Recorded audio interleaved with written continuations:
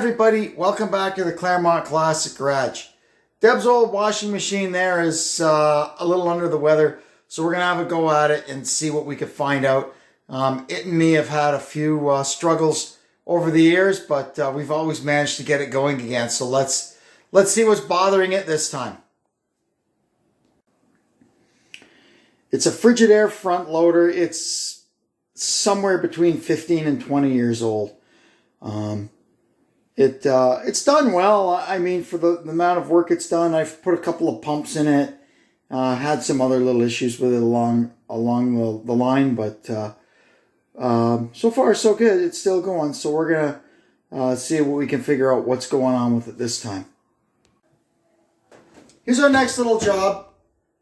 The old washing machine here. It has it fills and empties, but the drum isn't turning.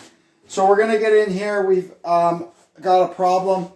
Right now we've got three possibilities. The belt, the motor, or the electronic control. So we're gonna get in there. Usually this thing, it's been a pretty robust washing machine over the years, and when it does break, I can usually find replacement parts for pretty cheap, and they solve the problem. So I gotta jiggle it out a little bit, tilt it back, and then this bottom panel comes off and we should be able to see everything in there. This here is the access cover. There's just two little screws underneath, and then you pull it out and drop it down. It's like opening the hood of your car. So we're gonna have a look inside there now and see what we see. You see the motor? And I see the belt. The belt is still on the motor. Okay, so what I'm going to do is we're going to see if we can get this thing running. Hopefully it'll run when it's tilted up like this. I don't think it's got an inclinometer. Daryl, what's that word? Daryl knows that word. But I think it should run tilted back. All right, what we've done, I've got it sitting back on the floor. We've put some laundry in it just to see what happens. And before I start, I'm going to unplug it, let it sit for a minute, and plug it back in. I don't know if it does anything, but it can't hurt. So, all we got to do now is push start and let it do its thing and see what happens.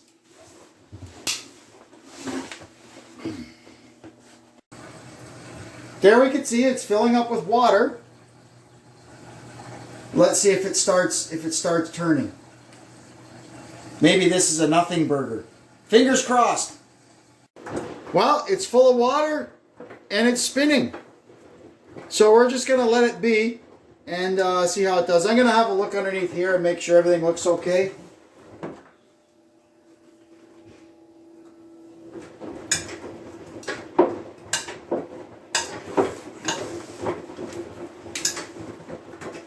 These things, you know, the electronic things, sometimes they get a bee in their bonnet and stuff goes a little haywire. So anyway, I got my fingers crossed. We're gonna let it roll and see what happens. I mean, the old ones, we say, the old ones had that big knob and the spring and the timer. Well, they had their issues too. The contacts would get bad in them, and so it's 6 of one, half a dozen of the other. Let's let this baby run and see what happens. Now it's switched over from wash to rinse, and it drained and refilled with fresh water, and now it's going back and forth. So far so good. We'll see what happens when it gets the final spin, because I kind of think it made it this far before and it failed that final spin. It's at the end of the rinse cycle now, and it's draining. And we'll see what happens now. It's going to go into spin cycle. Oh boy, spin cycle. Let's see if it actually happens. So far so good. It drained the tub, and now what it does is it spins frontwards and backwards to loosen everything up, and then it should go into the high speed final spin.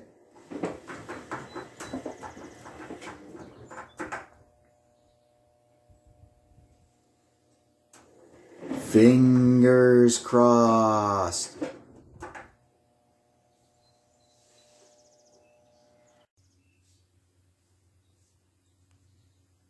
All right, so you can see it's turned off. So it missed the high-speed spin cycle. So there's obviously something wrong with it. Back before it did that little loopy thing, I think it should have been in the, I think I may have had the order of operations wrong.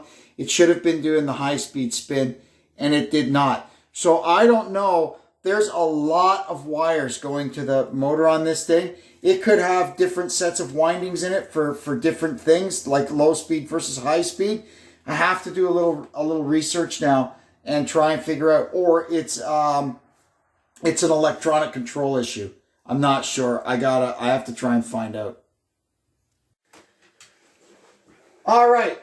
The first thing we're going to do to try and diagnose this thing is we're going to see, you have to make sure that the door is locking. If it doesn't sense that the door is locked, it will not run properly. So what we're going to do is we're going to just start a normal cycle. And we should see the door lock light up. There we go, sorry. Door locked. Is it really locked? Yep, it's locked. So the computer needs to sense that the door is locked to let the thing run. So what we're going to do now, we have to let it fill up with water a little bit. It won't even attempt to spin unless it's got water in it. Now we're going to switch it to drain and spin and tell it to go. We should see the door lock and it should start pumping the water out, and then it should start to spin. It'll start in kind of a medium speed and then accelerate to high speed. Door's locked. Is it really locked? Yes. Up. Hey, hey.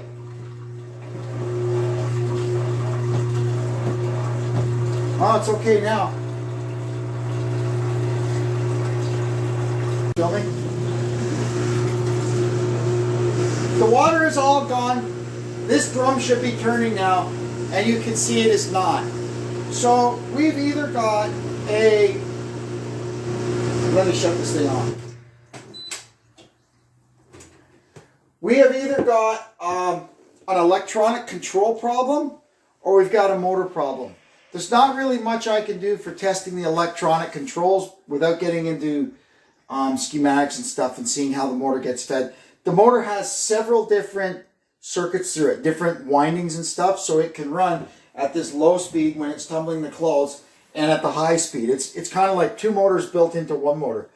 But we can, with an ohm meter, check all the circuits in the motor. So we're going to do that now. We'll have to pull the machine right out and get the back of it off, and we can get at the connector for the motor.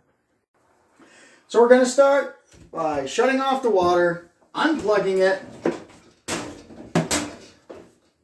and I'll probably need a pair of pliers to undo these, and we'll pull the drain hose out.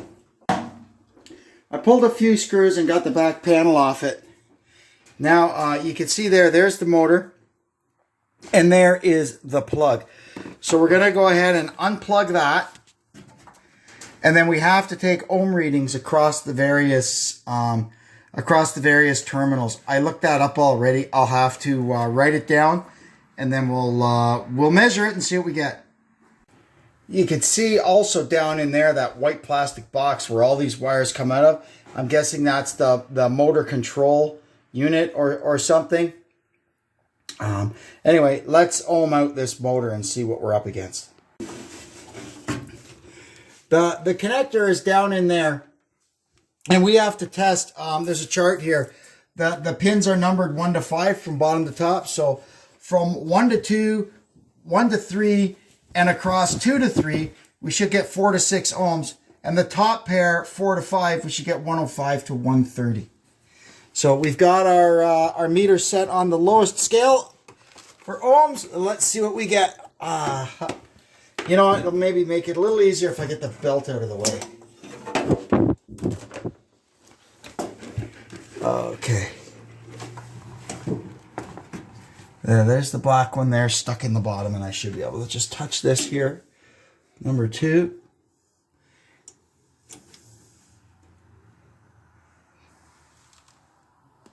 Four to 6, we got 6.1. That's pretty good. So 1 to 3, we should get the same.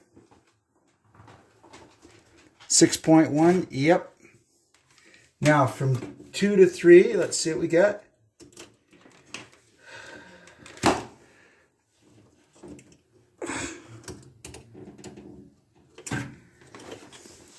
No wonder the guy I watched on YouTube took the motor out to do this.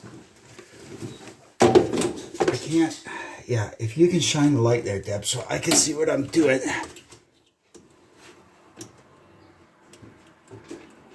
There we go. What do we got? It's 6.5. That's fine. I would let that go. Now we'll check the very top one. And we've got 115. That's good. So our motor has passed the test. Therefore, we can only assume that we have an electrical fault elsewhere.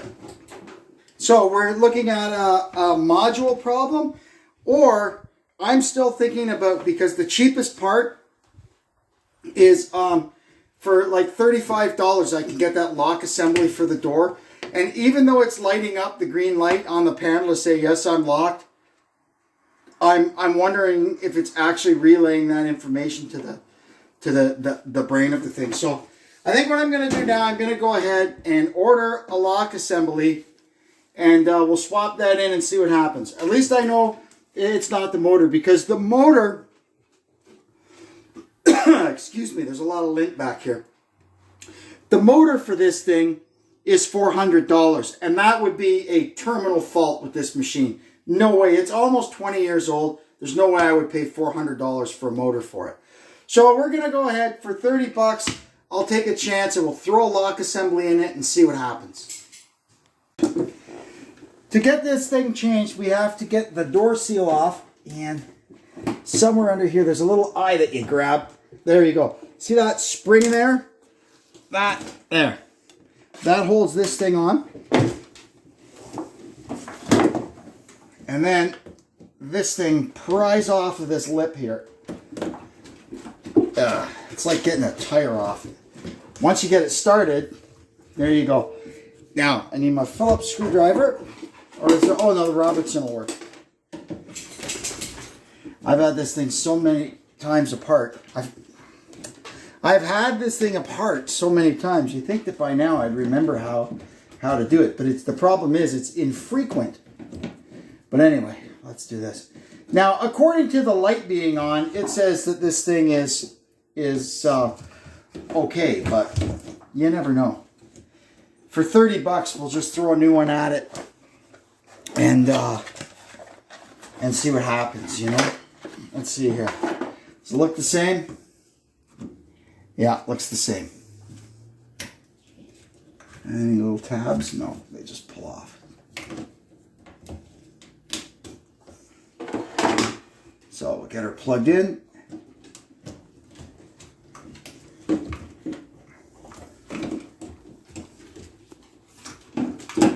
And they don't give you a lot of wire, do they? But anyway, we'll get it.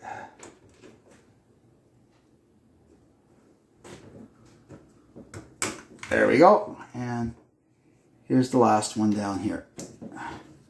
Alrighty. That wasn't too bad, was it? They also give you the new, the little finger that goes on the door. So we'll change that too. I mean, they gave it to us, so no sense putting the old one back on, is there? Got to be careful. These screws just go into plastic. You don't want to rip them out.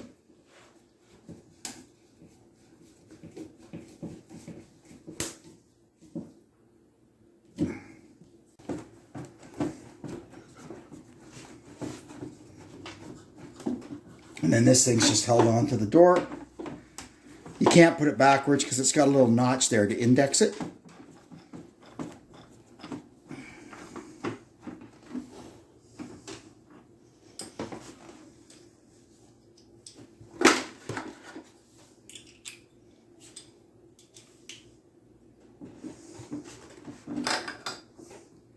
If it works, it works.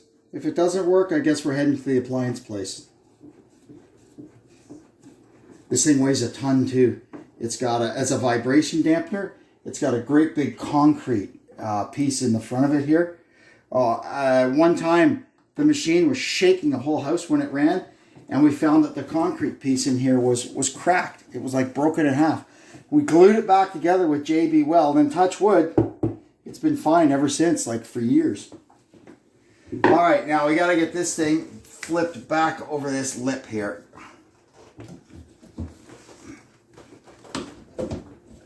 Easier said than done, eh?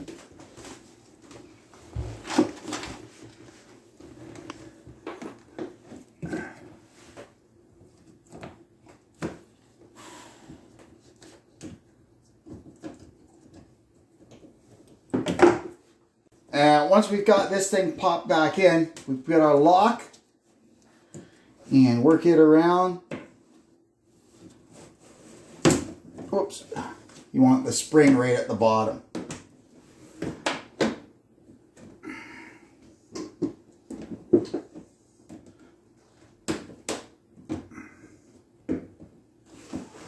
we go. Get in there. There. Okay, that's got that. Now let's make sure the door closes and latches.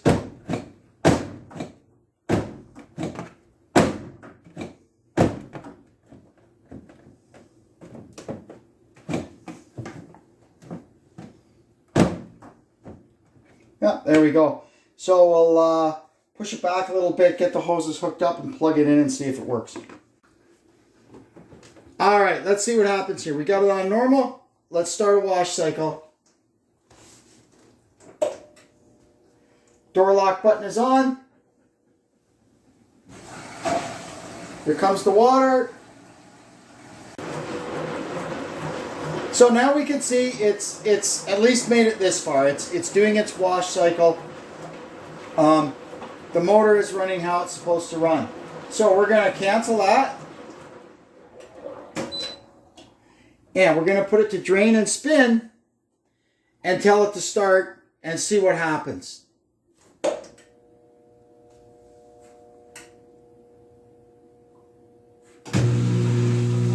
All right, there goes the pump, pumping the water out. That works. This is how far we made it the last time.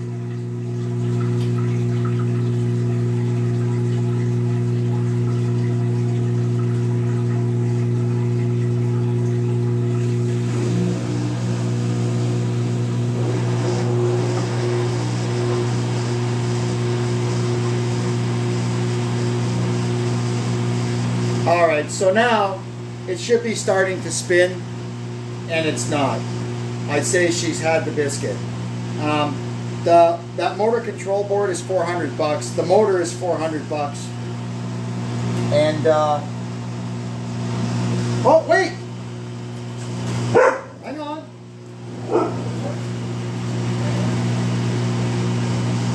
My goodness, I may have spoken too soon. It never did that before.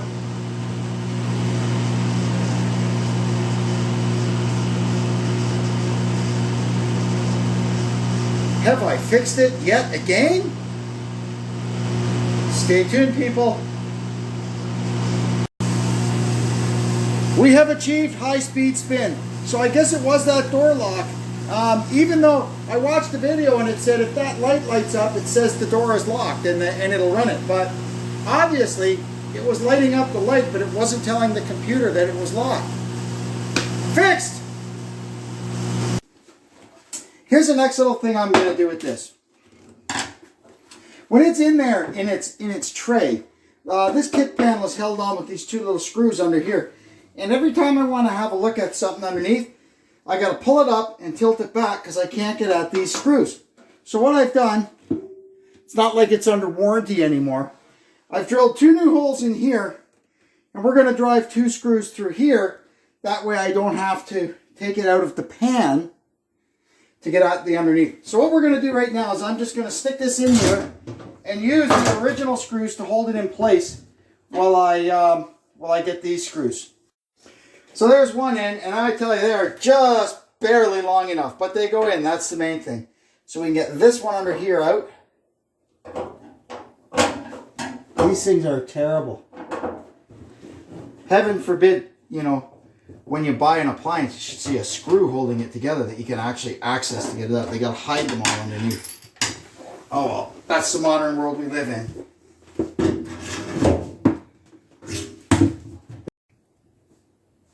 There, we've got our new screws through the front of the thing, which make it so much easier to get at the bottom.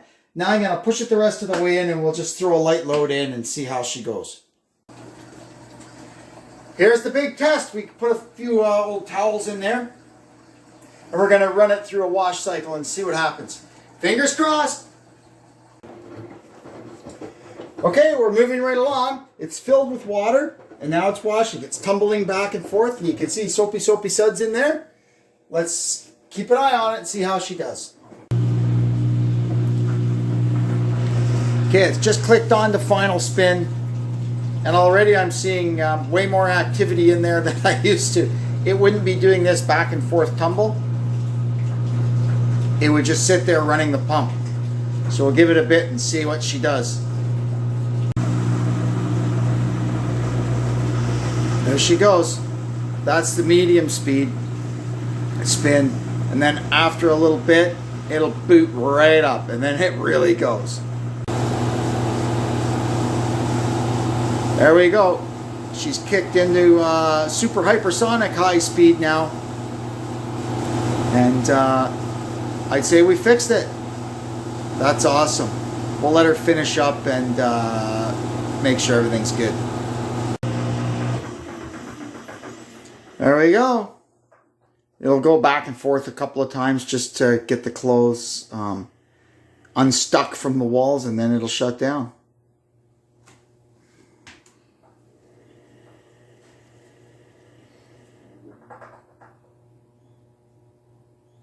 And it'll stop and go click and unlock the door, and we're golden.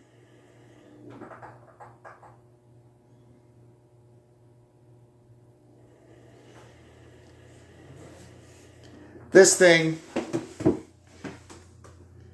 is like that thing. We just keep fixing it.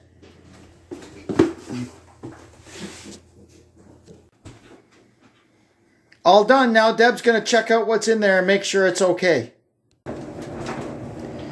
Deb says it's good. Now it's in the dryer drying. Perfect. Another great success. Well, it all worked out. It's back running and Deb's happy. It's a long way down to the basement to the other laundry machine when this one isn't working. And the one in the basement is for my grody stuff. She doesn't like putting her nice things in it. What are you going to do? She's back in business. That's the main thing. Anyway, I want to thank you for tuning in. Hope you'll come back and see us again. And until then, this is Kevin saying so long from the Claremont Classic Garage.